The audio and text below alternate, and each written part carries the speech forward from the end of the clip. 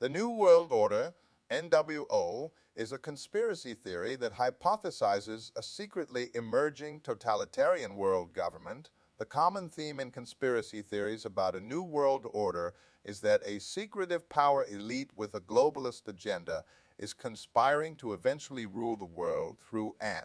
authoritarian one world government, which will replace sovereign nation states and an all-encompassing propaganda whose ideology hails the establishment of the New World Order as the culmination of history's progress. Many influential historical and contemporary figures have therefore been alleged to be part of a cabal that operates through many front organizations to orchestrate significant political and financial events, ranging from causing systemic crises to pushing through controversial policies at both national and international levels as steps in an ongoing plot to achieve world domination. Before the early 1990s, New World Order conspiracism was limited to two American countercultures, primarily the militantly anti-government right, and secondarily the part of fundamentalist Christianity concerned with the end-time emergence of the Antichrist. Academics who study conspiracy theories and religious extremism, such as Michael Barkin and Chip Burleigh, observed that right-wing populist conspiracy theories about a new world order not only had been embraced by many seekers of stigmatized knowledge, but also had seeped into popular culture, thereby inaugurating a period during the late 20th and early 21st centuries in the United States where people have been actively preparing for apocalyptic millenarian scenarios. Those political scientists are concerned that mass hysteria over New World Order conspiracy theories could eventually have devastating effects on American political life, ranging from escalating lone wolf terrorism to the rise to power of authoritarian ultranationalist demagogues. During the 20th century, political figures such as Woodrow Wilson and Winston Churchill used the term New World Order to refer to a new period of history characterized by a dramatic change in world political thought and in the global balance of power after World War I and World War II. The interwar and post-World War II period were seen as opportunities to implement idealistic proposals for global governance by collective efforts to address worldwide problems that go beyond the capacity of individual nation-states to resolve, while nevertheless respecting the right of nations to self-determination. Such collective initiatives manifested in the formation of intergovernmental organizations such as the League of Nations in 1920, the United Nations in 1945, and the North Atlantic Treaty Organization, NATIU, in 1949, along with international regimes such as the Bretton Woods system and the General Agreement on Tariffs and Trade, GATT, implemented to maintain a cooperative balance of power and facilitate reconciliation between nations to prevent the prospect of another global conflict. These cosmopolitan efforts to instill liberal internationalism were regularly criticized and opposed by American paleoconservative business nationalists. From the 1930s on, progressives welcomed international organizations and regimes such as the United Nations in the aftermath of the two world wars, but argued that these initiatives suffered from a democratic deficit and were therefore inadequate not only to prevent another world war, but to foster global justice, as the UN was chartered to be a free association of sovereign nation-states rather than a transition to democratic world government. Thus, cosmopolitan activists around the globe, perceiving the egos as too ineffectual for global change, formed a world federalist movement. British writer and futurist H.G. Wells went further than progressives in the 1940s by appropriating and redefining the term New World Order as a synonym for the establishment of a technocratic world state and of a planned economy, garnering popularity in state socialist circles. During the Second Red Scare, both secular and Christian right American agitators, largely influenced by the work of Canadian conspiracy theorist William Guy Carr, increasingly embraced and spread dubious fears of Freemasons, Illuminati, and Jews as the alleged driving forces behind an international communist conspiracy. The threat of godless communism in the form of an atheistic, bureaucratic, collectivist world government, demonized as the Red Menace, became the focus of apocalyptic millenarian conspiracism. The Red Scare came to shape one of the core ideas of the political right in the United States, which is that liberals and progressives, with their welfare state policies and international cooperation programs, such as foreign aid, supposedly contribute to a gradual process of global collectivism that will inevitably lead to nations being replaced with a communistic, collectivist, one-world government. James Warburg, appearing before the United States Senate Committee on Foreign Relations in 1950, famously stated, "We shall have world government, whether or not we like it. The question is only whether world government will be achieved by consent or by conquest right." Wing populist advocacy. Groups with a paleo-conservative worldview, such as the John Birch Society, disseminated a multitude of conspiracy theories in the 1960s claiming that the governments of both the United States and the Soviet Union were controlled by a cabal of corporate internationalists, greed, bankers, and corrupt politicians who were intent on using the UN as the vehicle to create a one-world government.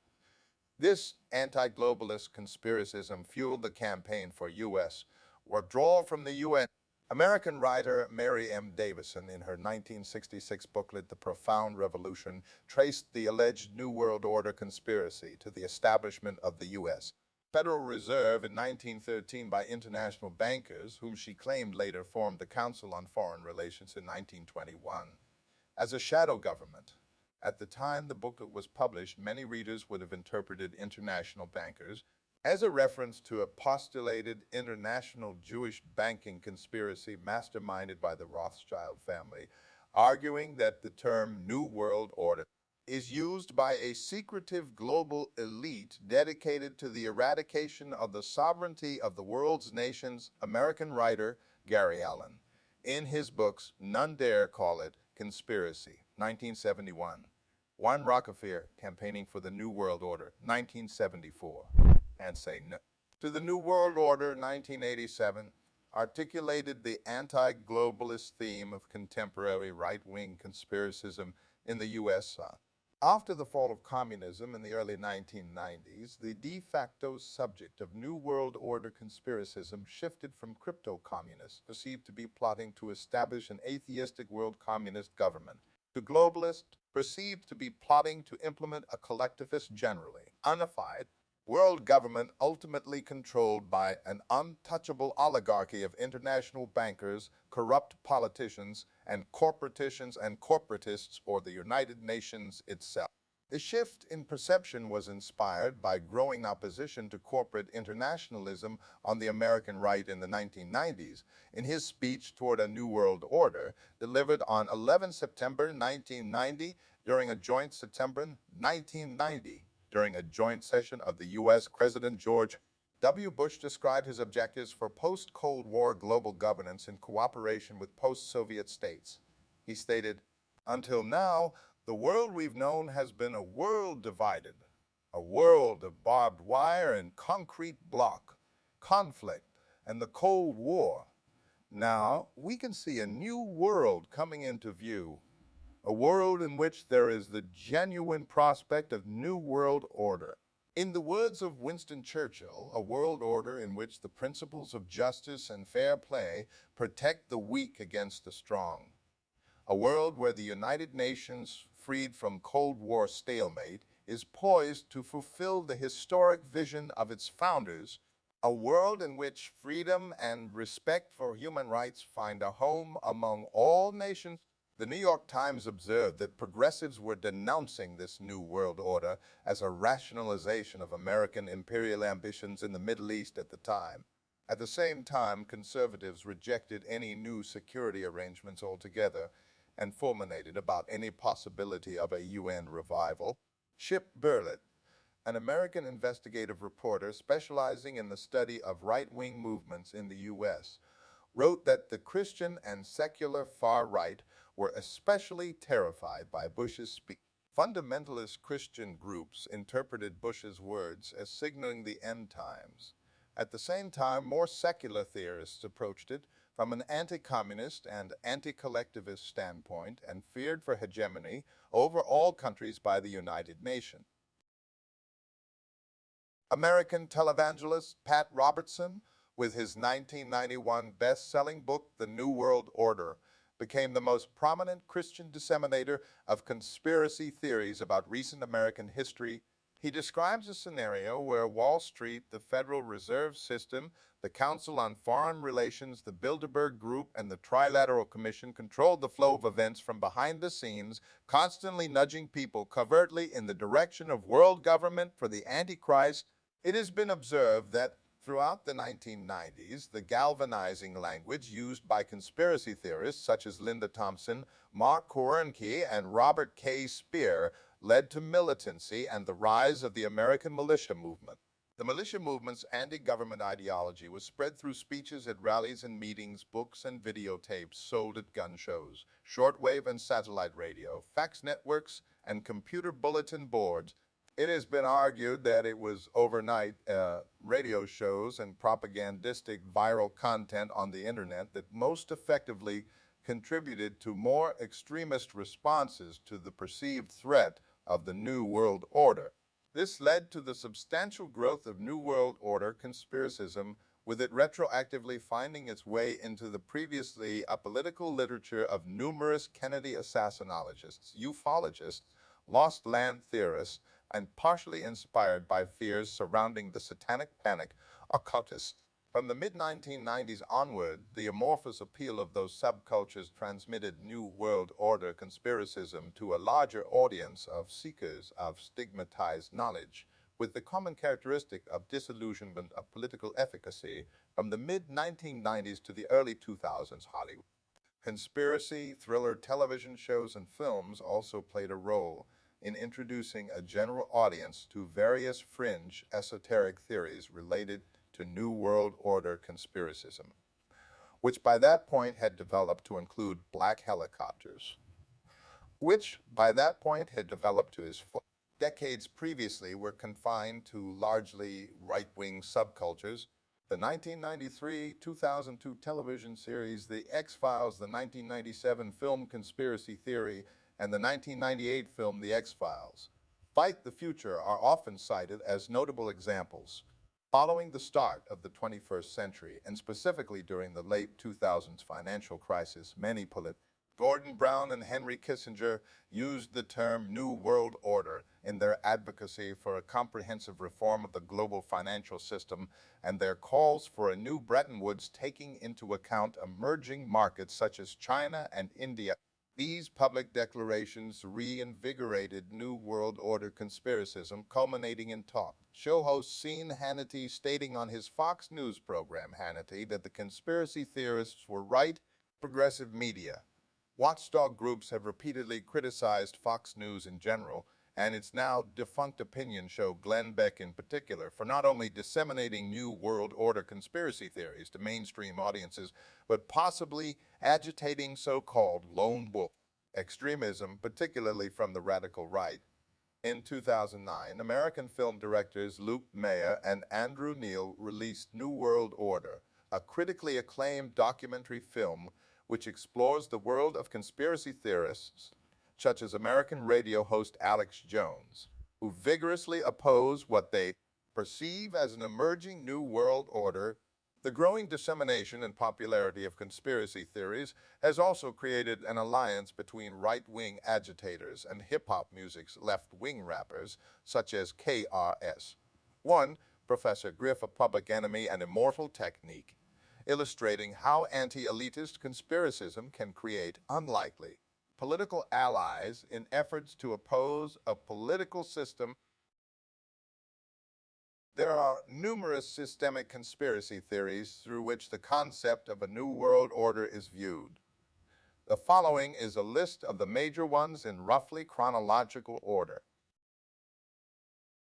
Since the 19th century, many apocalyptic millennial Christian eschatologists, starting with John Nelson Darby, have predicted a globalist conspiracy to impose a tyrannical New World Order governing structure as the fulfillment of prophecies about the end time. In the Bible, specifically in the book of Ezekiel, the book of Daniel, the Olivet Discourse found in the Synoptic Gospels, 2 Esdras 11:32 and Revelation 13:7, they claim that people who have made a deal with the devil to gain wealth and power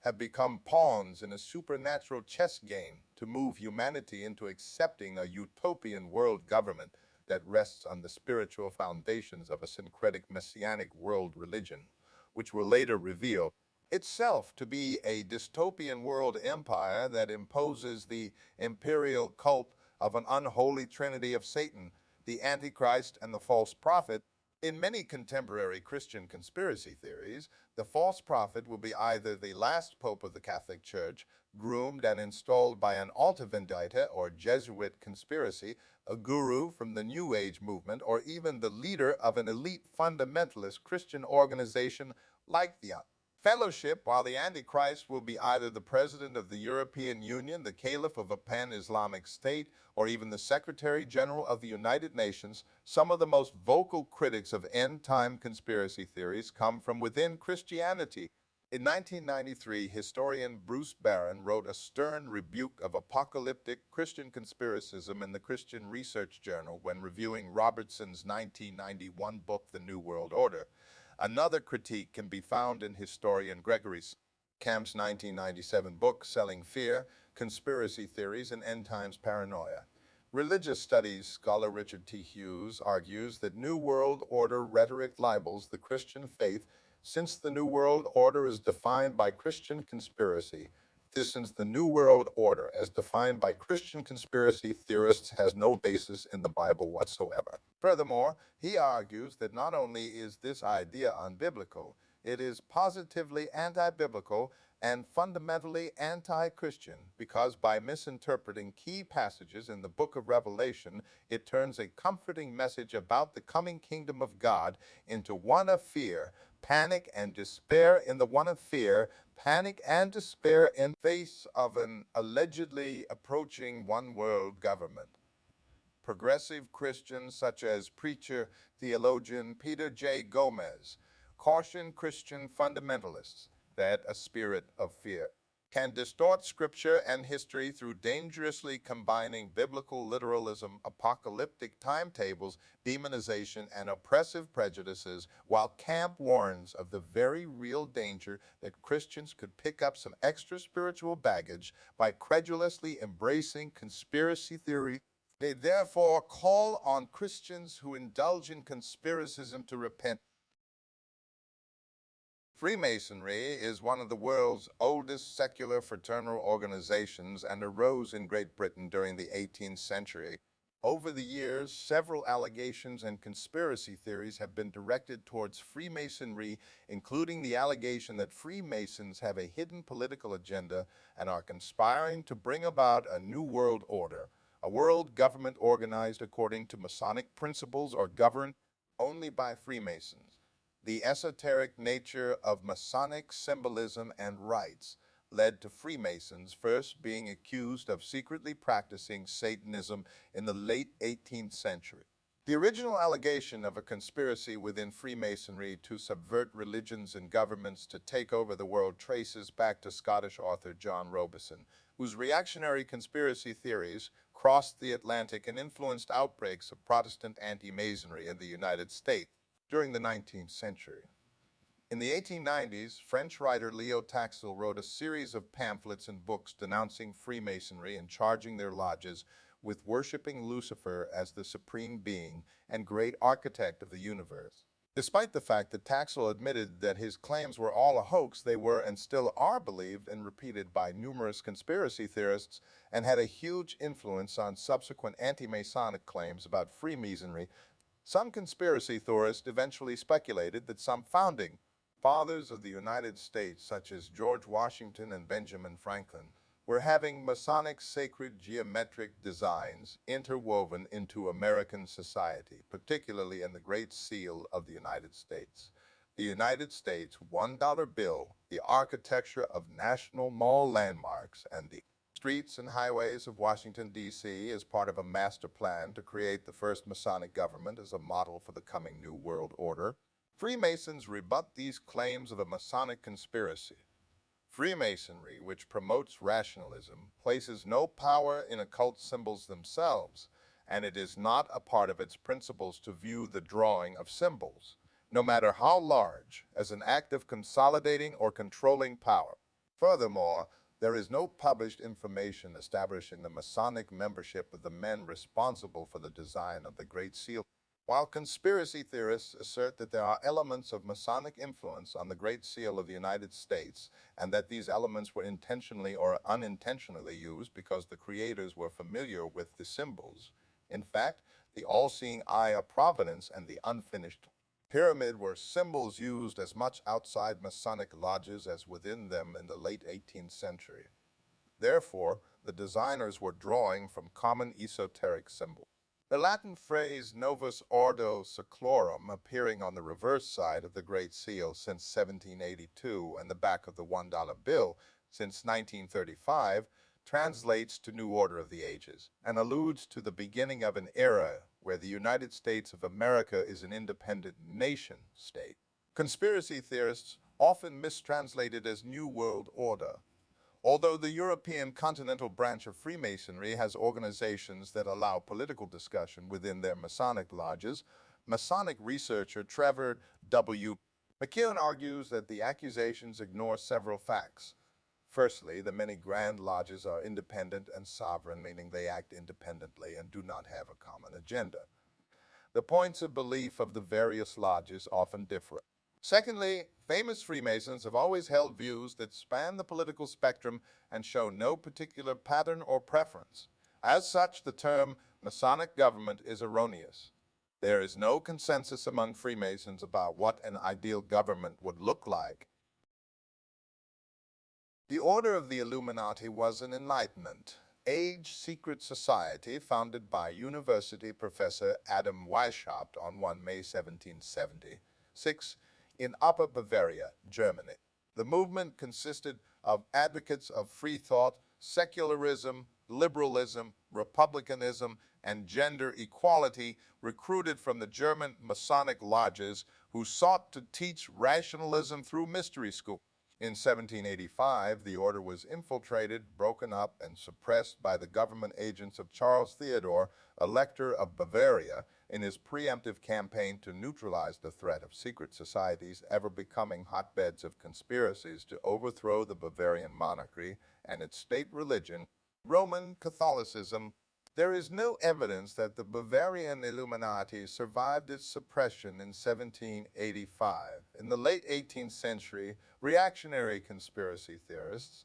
such as Scottish physicist John Robison and French Jesuit priest Augustin Barruel, began speculating that the Illuminati had survived their suppression and become the masterminds behind the French Revolution and the Reign of Terror. The Illuminati were accused of being subversives who were attempting to orchestrate a revolutionary wave secretly in Europe and the rest of the world to spread the most radical ideas and movements of the Enlightenment, anti-clericalism, anti-anarchism, and to create a world, democracy, and cult of reason. During the 19th century, fear of an Illuminati conspiracy was a real concern of the European ruling classes, and their oppressive reactions to this unfounded fear provoked in 1848 the very revolutions they sought to prevent during the interwar period of the 20th century. Fascist propagandists, such as British revisionist historian Nesta Helen Webster and American socialite Edith Starr Miller, not only popularized the myth of an Illuminati conspiracy, but claimed that it was a subversive secret society which served the Jewish elites that supposedly propped up both finance capitalism and Soviet communism in order to divide and rule the world. American evangelist Gerald Burton Winrod and other conspiracy theorists within the fundamentalist Christian movement in the United States, which emerged in the 1910s as a backlash against the principles of Enlightenment secular humanism, modernism, became the main channel of dissemination of Illuminati conspiracy theories in the U.S. Right-wing populists, such as members of the John Birch Society, subsequently began speculating that some collegiate fraternities, Skull and Bones, Gentlemen's Clubs, Bohemian Club, and think tanks, Council on Foreign Relations, Trilateral Commission of the American Upper Class are front organizations of the Illuminati, which they accuse of plotting to create a new world order through a one-world government. The Protocols of the Elders of Zion is an anti-Semitic canard, originally published in Russian in 1903, alleging a Judeo-Masonic conspiracy to achieve world domination. The text purports to be the minutes of the secret meetings of a cabal of Jewish masterminds, which has co-opted Freemasonry and is plotting to rule the world on behalf of all Jews because they believe themselves to be the chosen people of God. The protocols incorporate many of the core conspiracist themes outlined in the Robeson and Barwell attacks on the Freemasons and overlay them with anti-Semitic allegations about anti-Tsarist movements in Russia. The protocols reflect themes similar to more general critiques of Enlightenment liberalism by conservative aristocrats who support monarchies and state religions. The interpretation intended by the publication of the protocols is that if one peels away the layers of the Masonic conspiracy past the Illuminati, one finds the rotten Jewish core. Numerous polemicists, such as Irish journalist Philip Graves in a 1921 article in the Times and British academic Norman Cohn in his 1967 book Warrant for Genocide, have proven the protocols to be both a hoax and a clear case of plagiarism. There is general agreement that Russian-French writer and political activist Matvei Golovinsky fabricated the text for Okhrana, the secret police of the Russian Empire, as a work of counter-revolutionary propaganda prior to the 1905 Russian Revolution by plagiarizing almost word for word in some passages from the dialogue inhaled between Machiavelli and Montesquieu, a 19th century satire against Napoleon III of France, written by French political satirist and legitimist militant Maurice Joly, responsible for feeding many anti-Semitic and anti-Semitic mass hysterias of the 20th century. The Protocols has been influential in the development of some conspiracy theories, including some New World Order theories, and repeatedly appears in certain contemporary conspiracy literature. For example, the authors of the 1982 controversial book, The Holy Blood and the Holy Grail, concluded that the Protocols was the most persuasive piece of evidence for the existence and activities of the Priory of Sion. They speculated that this secret society was working behind the scenes to establish a theocratic United States of Europe, politically and religiously unified through the imperial cult of a Merovingian great monarch, supposedly descended from a Jesus bloodline,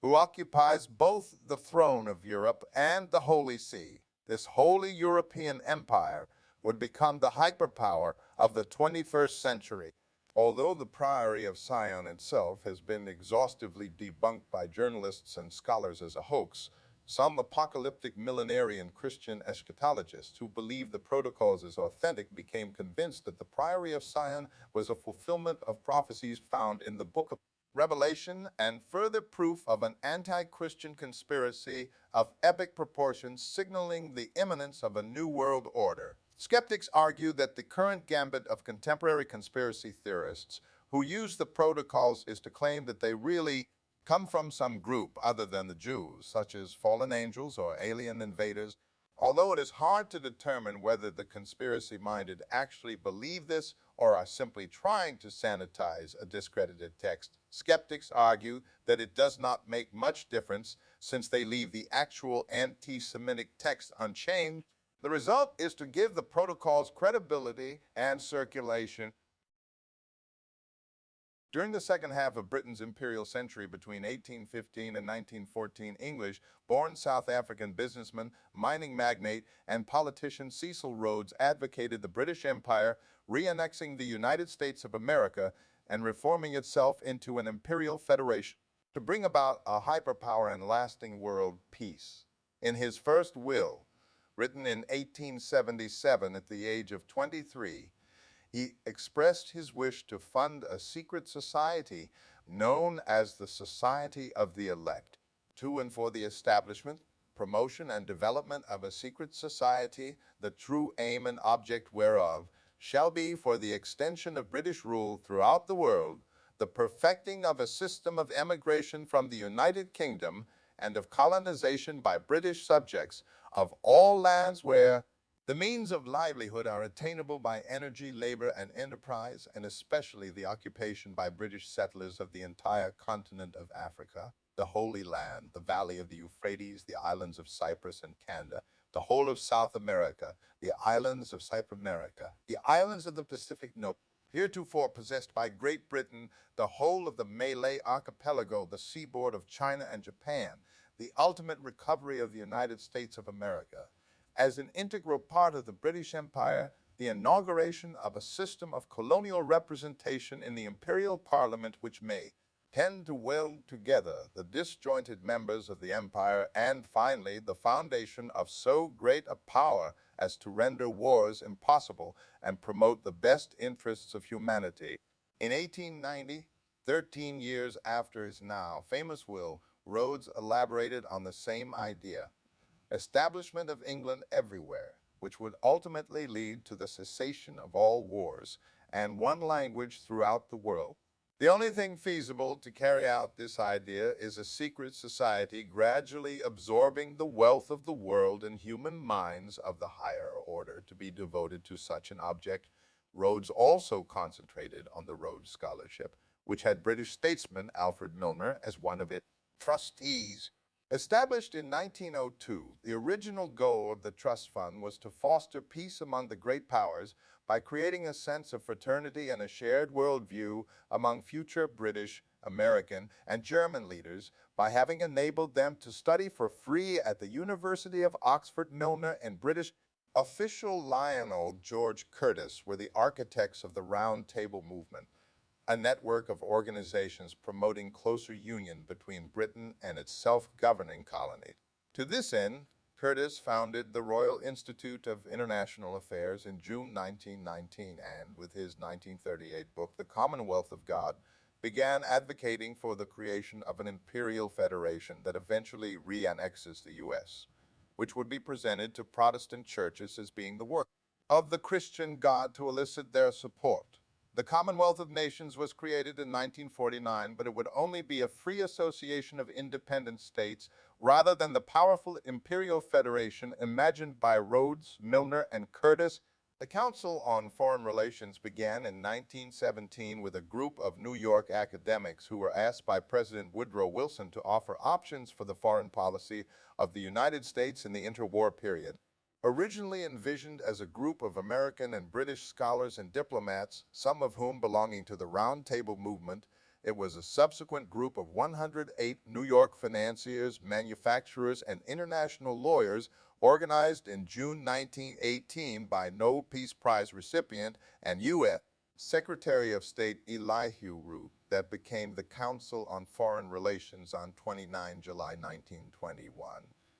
The first of the Council's projects was a quarterly journal launched in September 1922 called Foreign Affairs. The Trilateral Commission was founded in July 1973 at the initiative of American banker David Rockefeller, who was chairman of the Council on Foreign Relations at that time.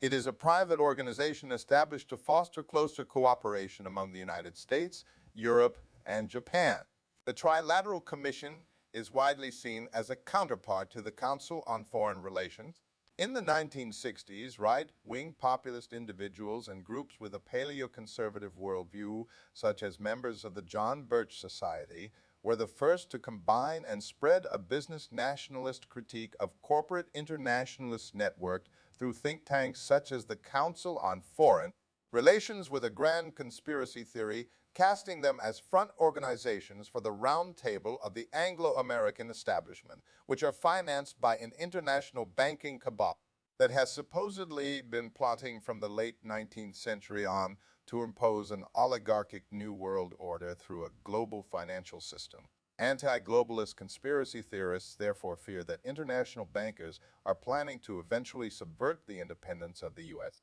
by subordinating national sovereignty to a strengthened bank for international settlements. The research findings of historian Carol Quigley, author of the 1966 book Tragedy and Hope, are taken by both conspiracy theorists of the American Old Right were taken by both conspiracy theorists of the American Cleon Skousen and New Left Carl Oglesby to substantiate this view, even though Quigley argued that the establishment is not involved in a plot to implement a one-world government, but rather British and American benevolent imperialism driven by the mutual interests of economic elites in the mutual interests of economic elites in the United Kingdom and the United States. Quigley also argued that although the Round Table still exists today, its position in influencing the policies of world leaders has been much reduced from its heyday during World War I and slowly waned after the end of World War II and the Suez Crisis. Today, the Round Table is largely a ginger group designed to consider and gradually influence the policies of the Commonwealth of Nations, but faces strong opposition. Furthermore, in American society after 1965, the problem, according to Quigley, was that no elite was in charge and acting responsibly. Larry McDonald, the second president of the John Birch Society and a conservative Democratic member of the United States House of Representatives, who represented the 7th Congressional District of Georgia, wrote a foreword for Allen's 1976 book, The Rockefeller File, wherein he claimed that the Rockefellers and their allies were driven by a desire to create a one-world government that combined super-capitalism with communism and would be fully under their control. He saw a conspiracy plot that was international in scope, generations old in planning, and incredibly evil in intent. In his 2002 autobiography memoirs, David Rockefeller wrote, "For more than a century, ideological extremists at either end of the political spectrum have seized upon well-publicized incidents to attack the Rockefeller family for the inordinate influence they claim we wield over American political and economic institutions. Some even believe we are part of a secret cabal working against the best interests of the United States, characterizing my family and me as internationalists and conspiring with others around the world to build a more integrated global political and economic structure. One world, if you will. If that's the charge, I stand guilty, and I am proud of it." Bachman argues that this statement is partly facetious, the claim of conspiracy and treason, and partly serious, the desire to encourage trilateral cooperation among the U.S., Europe, and Japan. For example, an ideal that used to be a hallmark of the internationalist wing of the Republican Party, known as Rockefeller Republican, in honor of Nelson Rockefeller. When there was an internationalist wing, the statement, however, is taken at face value and widely cited by conspiracy theorists as proof that the Council on Foreign Relations uses its role as the brain trust of American presidents, senators, and representatives to manipulate them into supporting a new world order in the form of a one-world government. In a 13 November 2007 interview with Canadian journalist Benjamin Fulford, Rockefeller countered that he felt no need for a world government and wished for the world's governments to work together and collaborate. He also stated that it seemed neither likely nor desirable to have only one elected government rule worldwide. He criticized accusations of him being ruler of the world as nonsensical. Some American social critics, such as Lawrence Hay, Shoup argue that the Council on Foreign Relations is an imperial brain trust which has for decades played a central behind-the-scenes role in shaping U.S. foreign policy choices for the post-World War II international order and the Cold War by determining what options show up on the agenda and what options do not even make it to the table. Others, such as William Domhoff, argue that it is in fact a mere policy discussion forum which provides the business input to U.S. foreign policy planning. Domhoff argues that it has nearly 3,000 members, far too many for secret plans to be kept within the group. All the Council does is sponsor discussion groups, debates, and speakers. As far as being secretive, it issues annual reports and allows access to its historical archive. However, all these critics agree that historical studies of the CFR show that it has a very different role in the overall power structure than what is claimed by conspiracy theorists. In his 1928 book, The Open Conspiracy, British writer and futurist H.G. Wells promoted cosmopolitanism and offered blueprints for a world revolution and world brain to establish a technocratic world state and planned economy. Wells warned, however, in his 1940 book, The New World Order, that when the struggle seems to be drifting definitely towards a world social democracy, there may still be very great delays and disappointments before it becomes an efficient and beneficent world system. Countless people will hate the New World Order, be rendered unhappy by the frustration of their passions and ambitions through its advent, and will die protesting against it. When we attempt to evaluate its promise, we have to bear in mind the distress of a generation or so of malcontents, many of them quite gallant and graceful-looking people. Wells's books were influential in giving a second meaning to the term New World Order, which would only be used by state socialist supporters and anti-communist opponents for generations to come. However, despite the popularity and notoriety of his ideas, Wells failed to exert a deeper and more lasting influence because he was unable to concentrate his energies on a direct appeal to intelligentsias who would ultimately have to coordinate the Wellsian New World Order. British neo-theosophical occultist Alice Bailey, one of the founders of the so-called New Age movement, prophesied in 1940 the eventual victory of the Allies of World War II over the Axis powers, which occurred in 1945 in the establishment by the Allies of a political and religious New World Order. She saw a federal world government as the culmination of Wells' open conspiracy, but favorably argued that it would be synarchist because it was guided by the masters of the ancient wisdom, intent on preparing humanity for the mystical second coming of Christ and the dawning of the age of Aquarius. According to Bailey, a group of ascended masters called the Great White Brotherhood works on the inner plane to oversee the transition to the New World Order, but for now, the members of this spiritual hierarchy are only known to a few occult scientists, with whom they communicate telepathically, but as the need for their personal involvement in the plan increases, there will be an externalization of the hierarchy and everyone will know of their presence on Earth.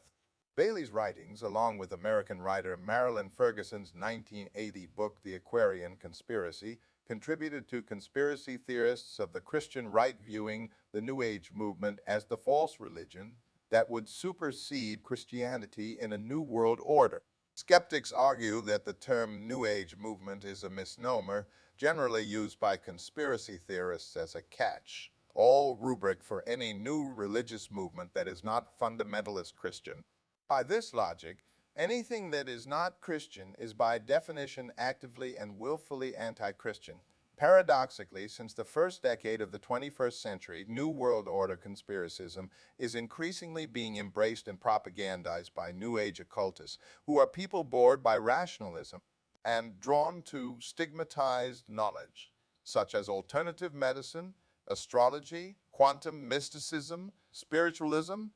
and theosophy. Thus, New Age conspiracy theorists, such as the makers of documentary films like Esoteric Agenda, claim that globalists who plot on behalf of the New World Order are simply misusing occultism for Machiavellian ends, such as adopting December 2012 as the exact date for the establishment of the New World Order to take advantage of the growing 2012 phenomenon, which has its origins in the fringe Mayanist theories of New Age writers José Arguelles, Terence McKenna, and Daniel Pinchbeck. Skeptics argue that the connection of conspiracy theorists and occultists follows from their common fallacious premises. First, any widely accepted belief must necessarily be false. Second, stigmatized knowledge. What the establishment spurns must be true. The result is a large self-referential network in which, for example, some UFO religionists promote anti-Jewish phobias, while some anti-Semites practice Peruvian shamanism. Conspiracy theorists often use the term Fourth Reich simply as a pejorative synonym for the New World Order, to imply that its state ideology and government will be similar to Germany's Third Reich. Conspiracy theorists, such as American writer Jim Marrs, claim that some ex-Nazis who survived the fall of the Greater German Reich, along with sympathizers in the United States and elsewhere, given heaven by organizations like ODSSA and Die Spin, has been working behind the scenes since the end of World War II to enact at least some principles of Nazism, e.g.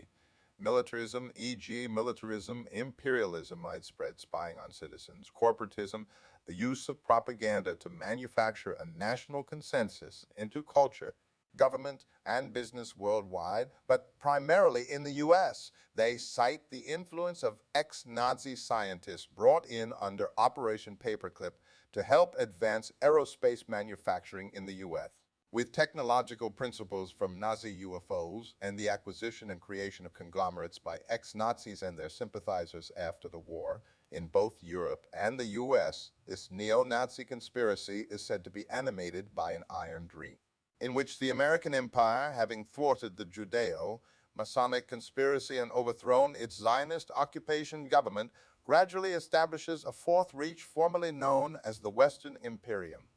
a pan-Aryan world empire modeled after Adolf Hitler's New Order, which reverses the decline of the West and ushers a golden age of white supremacy. Skeptics argue that conspiracy theorists grossly overestimate the influence of ex-Nazis and neo-Nazis on American society and point out that political repression at home and imperialism abroad have a long history in the United States that predates the 20th century. Some political scientists, such as Sheldon Wolin, have expressed concern that the twin forces of democratic deficit and superpower status have paved the way in the U.S. for the emergence of an inverted totalitarianism which contradicts many principles of Nazism. Since the late 1970s, extraterrestrials from other habitable planets or parallel dimensions, such as grays, and intraterrestrials from hollow Earth, such as reptilians, have been included in the New World Order conspiracy in more or less dominant roles, as in the theories put forward by American writers Stan Deyo and Milton William Cooper and British writer David Icke. The common theme in these conspiracy theories is that aliens have been among us for decades, centuries, or millennia. Still, a government cover-up enforced by men in black has shielded the public from knowledge of a secret alien invasion. Motivated by speciesism and imperialism, these aliens have been and are secretly manipulating developments and changes in human society to more efficiently control and exploit human beings. In some theories, alien infiltrators have shape-shifted into human form and move freely throughout human society, even to the point of taking control of command positions in governmental, corporate, and religious institutions, and are now in the final stages of their plan to take over the world. A mythical covert government agency of the United States Code named Majestic 12 is often imagined being the shadow government which collaborates with the alien occupation and permits alien abductions in exchange for assistance in the development and testing of military flying saucers at Area 51 in order for United States armed forces to achieve full spectrum dominance. Skeptics who adhere to the psychosocial hypothesis for unidentified flying objects argue that the convergence of New World Order conspiracy theory and UFO, widespread mistrust of governments, and the popularity of the extraterrestrial hypothesis for UFOs, but of the far right and ufologists joining forces. Baca notes that the only positive side to this development is that if conspirators plotting to rule the world are believed to be aliens, traditional humans, scapegoats, Freemasons, Illuminati, Jews, etc., are downgraded or exonerated. Anti-science and neo-Luddite conspiracy theorists emphasize technology forecasting in their New World Order conspiracy theories. They speculate that the global power elite are reactionary modernists pursuing a transhumanist plan to develop and use human enhancement technologies to become a post-human ruling caste. While change accelerates toward a technological singularity, a theorized future point of discontinuity when events will accelerate at such a pace that normal unenhanced humans will be unable to predict or even understand the rapid changes occurring in the world around them. Conspiracy theorists fear the outcome will either be the emergence of a brave new world, like dystopia, a brave new world order, or the extinction of the human species. Democratic transhumanists, such as American sociologist James Hughes, counter that many influential members of the United States establishment are bioconservatives strongly opposed to human enhancement, as demonstrated by President Bush's Council on Bioethics' proposed international treaty prohibiting human cloning and germline engineering. Furthermore, he argues that conspiracy theorists underestimate how fringe the transhumanist movement really is. Just as there are several overlapping or conflicting theories among conspiracists about the nature of the New World Order, so are there several beliefs about how its architects and planners will implement it. Conspiracy theorists generally speculate that the New World Order is being implemented gradually, citing the formation of the U.S. Federal Reserve System in 1913, the League of Nations in 1919, the International Monetary Fund in 1944, the United Nations in 1945, the World Bank in 1945, the World Health Organization in 1948, the European Union and the Euro in 1993, the World Trade Organization in 1990, 2002, and the Union of South American Nations in 2008 as major milestones. An increasingly popular conspiracy theory among American right-wing populists is that the hypothetical North American Union and the Americurrency, proposed by the Council on Foreign Relations and its counterparts in Mexico and Canada, will be the next milestone in the implementation of the New World Order. The theory holds that a group of shadowy and mostly nameless international elites is planning to replace the federal government of the United States with a transnational government. Therefore, conspiracy theorists believe the borders between Mexico, Canada, and the United States are in the process of being erased covertly by a group of globalists whose ultimate goal is to replace national governments in Washington, D.C., Ottawa, and Mexico City with a European-style political union and a bloated-style bureaucracy. Skeptics argue that the North American Union exists only as a proposal contained in one of 1,000 academic and policy papers published each year that advocate all manner of idealistic but ultimately unrealistic approaches to social, economic, and political problems. Most of these are passed around in their circles and eventually filed away and forgotten by junior staffers in congressional offices. However, some of these papers become touchstones for the conspiracy-minded and form the basis of all kinds of unfounded xenophobic fears, especially during times of economic anxiety, for example, in March 2009, as a result of the late 2000s financial crisis, the People's Republic of China, and the Russian Federation pressed for urgent consideration of a new international reserve currency, and the United Nations Conference on Trade and Development proposed greatly expanding the IMF's special drawing right. Conspiracy theorists fear these proposals are a call for the U.S. to adopt a single global currency for a new world order, judging that both national governments and global institutions have proven ineffective in addressing global problems that go beyond the capacity of individual nation states to solve. Some political scientists critical of New World Order conspiracism, such as Mark C. Partridge, argue that regionalism will be the major force in the coming decades. Pockets of power around regional centers. Western Europe around Brussels, the Western Hemisphere around Washington, D.C., East Asia around Washington, D.C., East Asia around Beijing, and Eastern Europe around Moscow. As such, the AU, the Shanghai Cooperation Organization, and the G20 will likely become more influential as time progresses. The question then is not whether global governance is gradually emerging, but rather how will these regional powers interact with one another. American right-wing populist conspiracy theorists, especially those who joined the militia movement in the United States, speculate that the New World Order will be implemented through a dramatic coup d'etat by a secret team using black helicopters in the U.S. and other nation-states to bring about a totalitarian world government controlled by the United Nations and enforced by troops of foreign UN peacekeepers Following the Rex 84 and Operation Garden plot plans, this military coup would involve the suspension of the Constitution, the imposition of martial law, and the appointment of military commanders to head state and local governments and to detain dissidents. These conspiracy theorists, strong believers in a right to keep and bear arms, are extremely fearful that the passing of any gun control legislation will be later followed by the abolition of personal gun ownership and a campaign of gun confiscation, and that the refugee camps of emergency management agencies such as FEI will be used for the internment of suspected subversives, making little effort to distinguish true threats to the New World Order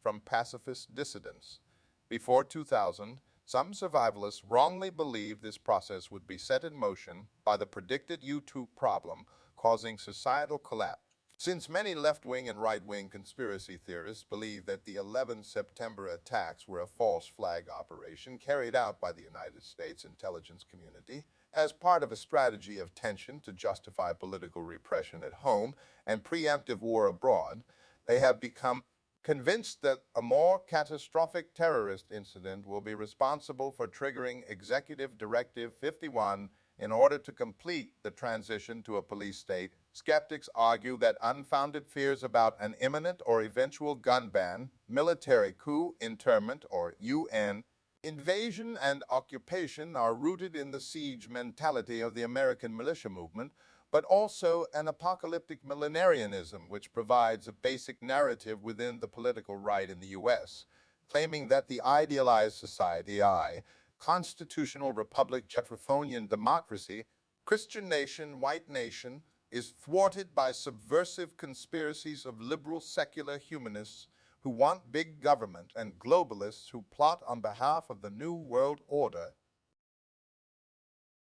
Conspiracy theorists concerned with surveillance abuse believe that the New World Order is being implemented by the cult of intelligence at the core of the surveillance industrial complex through mass surveillance and the use of social security numbers, the barcoding of retail goods with universal product code markings, and most recently RFID tagging by microchip implants, claiming that corporations and government are planning to track every move of consumers and citizens with RFID. As the latest step toward a 1984-like surveillance state, consumer privacy advocates such as Catherine Albrecht and Liz McIntyre have become Christian conspiracy theorists who believe spy chips must be resisted because they argue that modern database and communications technologies coupled with point-of-sale data, capture equipment, and sophisticated and authentication systems now make it possible to require a biometrically associated number or mark to make purchases. They fear that the ability to implement such a system closely resembles the number of the beast prophesied in the book of Revelation. In January 2002, the Information Awareness Office, the Defense Advanced Research Projects Agency, projects focused on applying information technology to counter asymmetric threats to national security. Following public criticism that the development and deployment of these technologies could potentially lead to a mass surveillance system, the IOO was defunded by the United States Congress in 2003.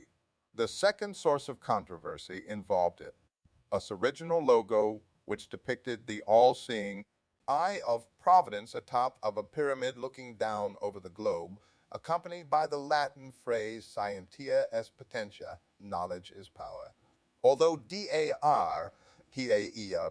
eventually removed the logo from its website, it left a lasting impression on privacy advocates. It also inflamed conspiracy theorists who misinterpret the eye and pyramid as the Masonic symbol of the Illuminati, an 18th century secret society they speculate continues to exist and is plotting on behalf of a new world order. American historian Richard Lands, who specialized in the history of apocalypticism and was co-founder and director of the Center for Millennial Studies at Boston University, argues that new and emerging technologies often trigger alarmism among millenarians. Even the introduction of Gutenberg's printing press in 1436 caused waves of apocalyptic thinking. The year 2000 problem, barcodes and social security numbers all triggered end-time warnings which either proved to be false or were no longer taken seriously once the public became accustomed to these technological changes. Civil libertarians argue that the privatization of surveillance and the rise of the surveillance industrial complex in the United States does raise legitimate concerns about the erosion of privacy. However, skeptics of mass surveillance conspiracism caution that such concerns should be disentangled from secular paranoia about Big Brother or religious hysteria about the Antichrist. Conspiracy theorists of the Christian right, starting with British revisionist historian Nesta Helen Webster, believe there is an ancient occult conspiracy, started by the first mystagogues of Gnosticism and perpetuated by their alleged esoteric successors, such as the Kabbalists, Cathars, Knights, Templar, Hermeticists, Rosicrucians, Freemasons, and ultimately the Illuminati, which seeks to subvert the Judeo-Christian foundations of the Western world and implement the New World Order through a one-world religion that prepares the masses to embrace the imperial cult of the Antichrist. More broadly, they speculate that globalists who plot on behalf of a New World Order are directed by occult agencies of some sort, unknown superiors, spiritual hierarchies, demons, fallen angels, or Lucifer. They believe that these conspirators use the power of occult sciences, numerology, symbols, eye of providence, rituals, Masonic degrees, monuments, national mall landmarks, buildings, Manitoba Legislative Building, and facilities, Denver International Airport, to advance their plot to rule that world. For example, in June 1979, an unknown benefactor under the pseudonym R.C. Christian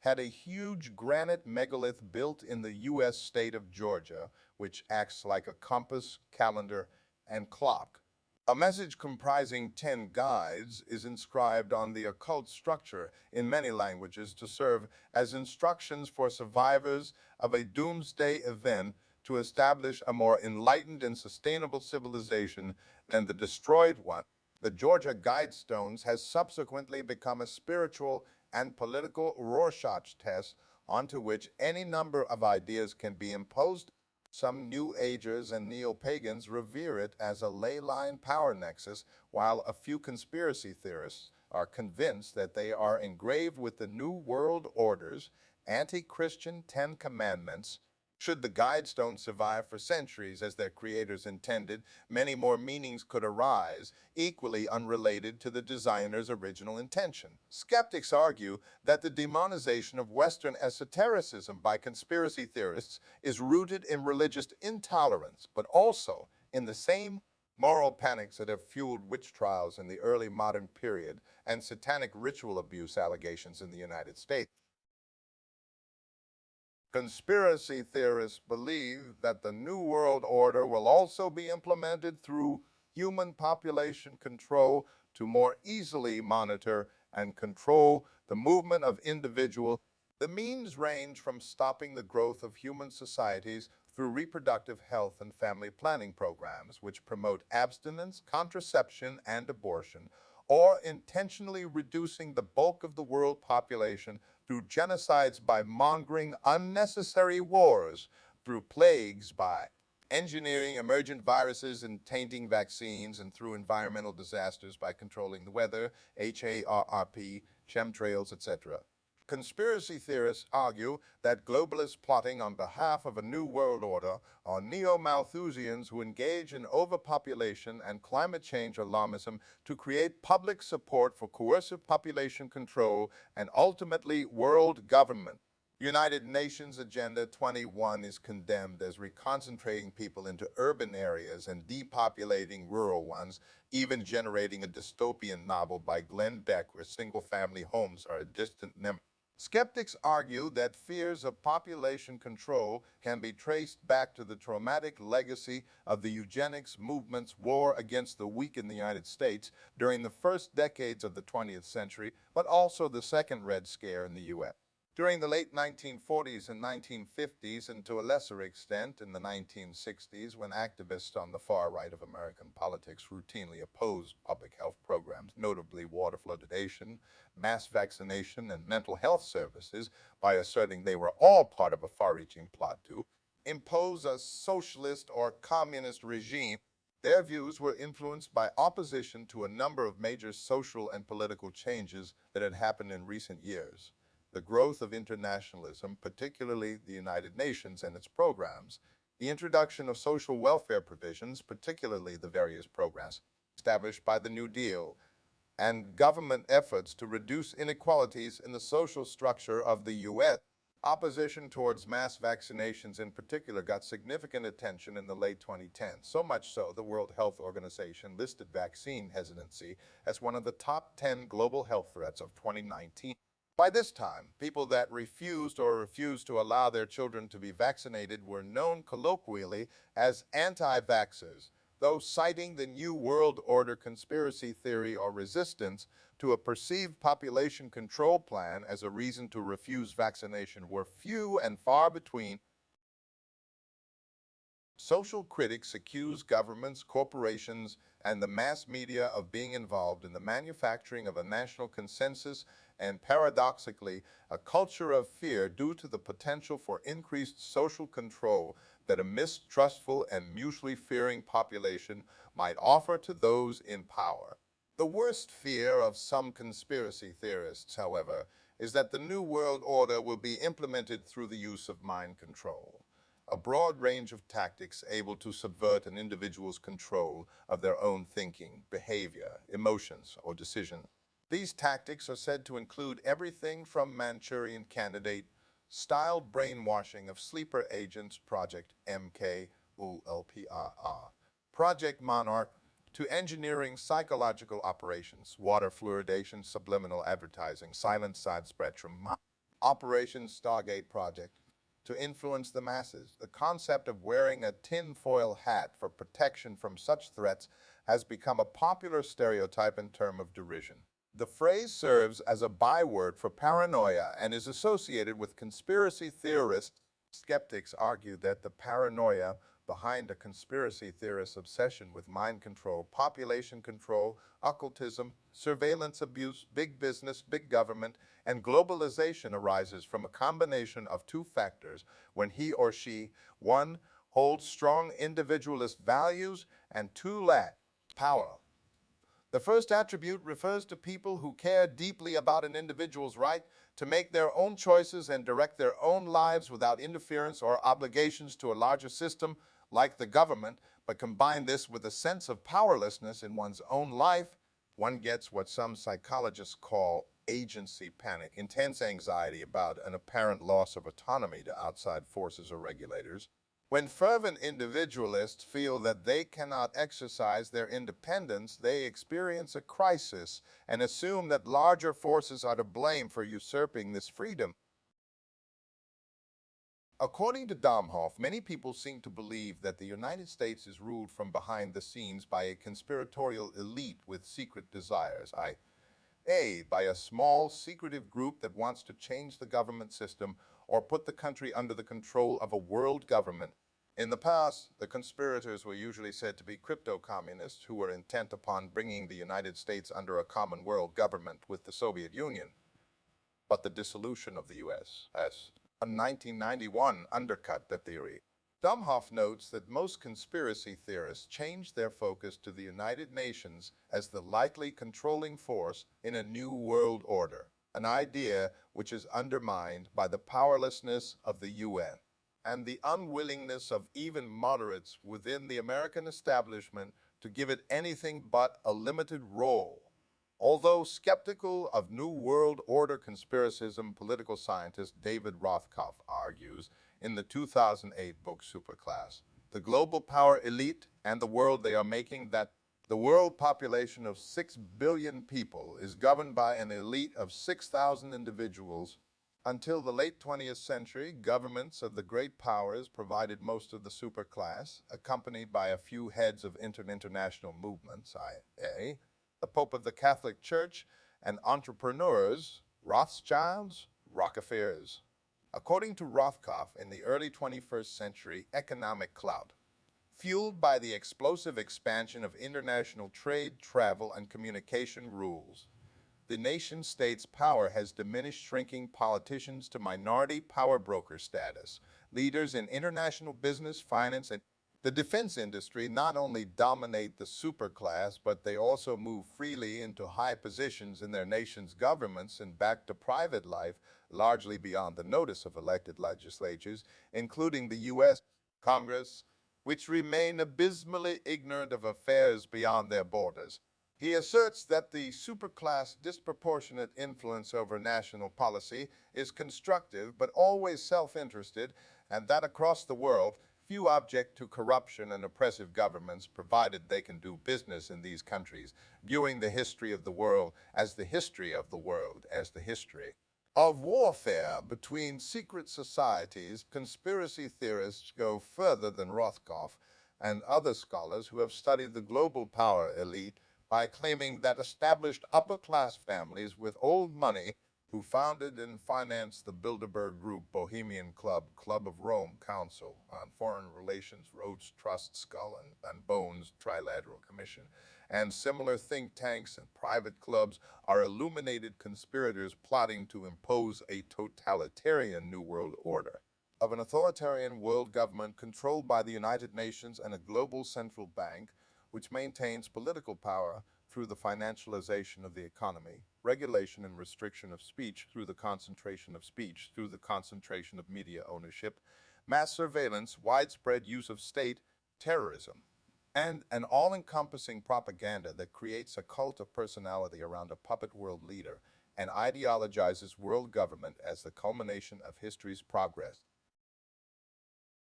Skeptics of New World Order conspiracy theories accuse its proponents of indulging in the furtive fallacy, a belief that significant facts of history are necessarily sinister. Conspiracism, a worldview that centrally places conspiracy theories in the unfolding of history rather than social and economic forces.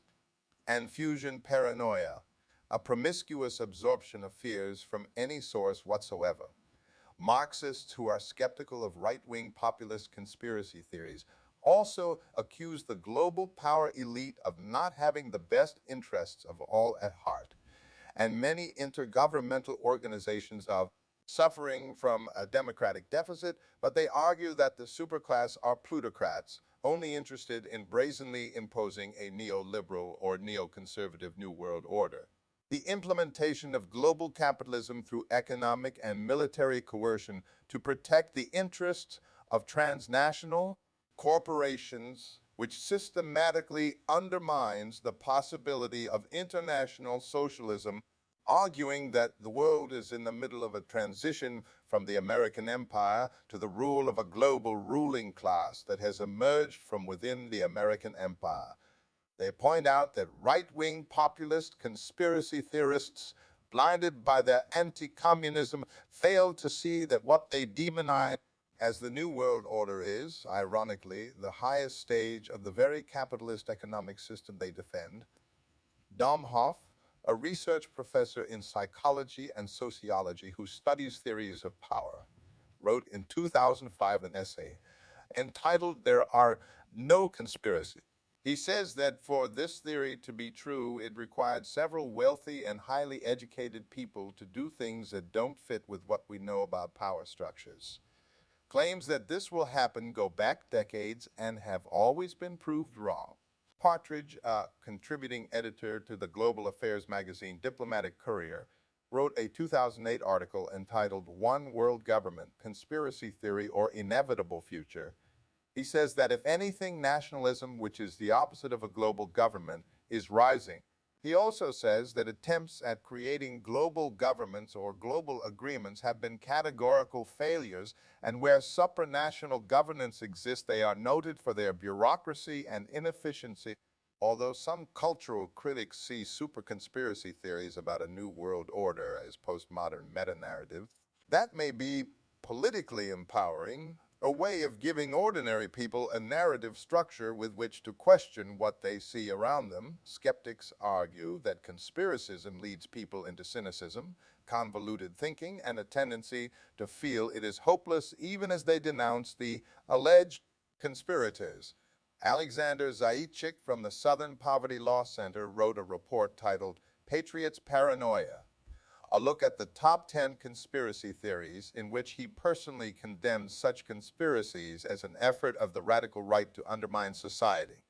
Concerned that the improvisational millennialism of most conspiracy theories about a new world order might motivate lone wolves to engage in leaderless resistance, leading to domestic terrorist incidents like the Oklahoma City bombing, Barkan writes that the danger lies less in such beliefs themselves than in the behavior they might stimulate or justify and warn should they believe that the prophesied evil day had in fact arrived. Their behavior would become far more difficult to predict. Warning of the threat to American democracy posed by right-wing populist movements led by demagogues who mobilize support for mob rule or even a fascist revolution by exploiting the fear of conspiracies. Burlate writes that right-wing populist movements can cause serious damage to a society because they often popularize xenophobia, authoritarianism, scapegoating, and conspiracism. This can lure mainstream politicians to adopt these themes to attract voters, legitimize acts of discrimination or even violence, and open the door for revolutionary right-wing populist movements, such as fascism, to recruit from the reformist populist movements. Hughes, a professor of religion, warns that no religious idea has greater potential for shaping global politics in profoundly negative ways than the New World Order. He writes in a February 2011 article entitled Revelation, Revolutions, and the Tyrannical New World Order that the crucial piece of this puzzle is the identity of the Antichrist, the tyrannical figure who both leads and inspires the New World Order. This has in turn been the Soviet Union and the Arab world. He says that inspires believers to welcome war with the Islamic world and opens the door to nuclear holocaust. Criticisms of New World Order conspiracy theorists also come from within their own community. Despite believing themselves to be freedom fighters, many right-wing populist conspiracy theorists hold views that are incompatible with their professed libertarianism, such as Christian dominionism, authoritarian ultranationalism, white supremacy, and eliminationism. This paradox has led Ike, who argues that Christian patriots are the only Americans who understand the truth about the New World Order, which he believes is controlled by a race of reptilians known as the Babylonian Brotherhood, to reportedly tell a Christian patriot group, "I don't know which I dislike more, the world controlled by the Brotherhood or the one you want to replace it with."